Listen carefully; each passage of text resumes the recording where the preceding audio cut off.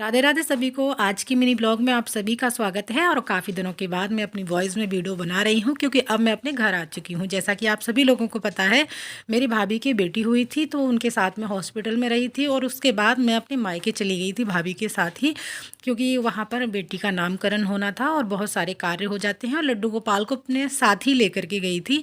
जैसे भी पूजा सेवा हो पा रही थी मैं कर रही थी उस समय पर, लेकिन वीडियोज़ नहीं बना पा रही थी। तो छठी वाले दिन भतीजी के काजल लगाया और काजल का जो भी नेक होता है हमने वो लिया। साथ ही लड्डू गोपाल की वीडियोस मैंने नए साल वाले दिन एक बनाई थी, क्योंकि आप लोगों का काफ़ी सारा डिमांड रहता है कि लड्डू गोपाल की सेवा की वीडियोस दीदी नहीं डाल पा रहे हैं।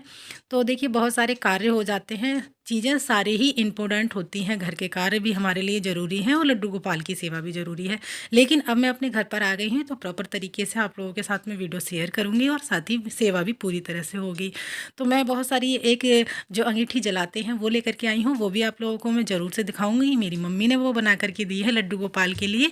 और यहाँ पर मेरी भतीजी को बहुत शौक है ठाकुर जी की सेवा का। तो जिस दिन नामकरण था तो भतीजी बोली कि बुआ जी मैं लड्डू गोपाल को स्नान कराऊंगी, मैं उनको कपड़े पहनाऊंगी। तो मैंने उसकी वीडियोस भी बनाई। जब तक वो रही थी तो उसी ने ठाकुर जी की सेवा की थी। और यहाँ पर और जो छोटी वाली भतीजी दिन में तो सोती है और रात में जागती है और हम सब लोगों को भी जगाती है। रात में ही रोएगी, रात में ही जागेगी, रात में ही इसको पॉटी आती है, रात में ही इसको भूख लगती है, सारे काम इसको रात में ही होते हैं। तो ये लोगों को घर में परेशान करके रखती है।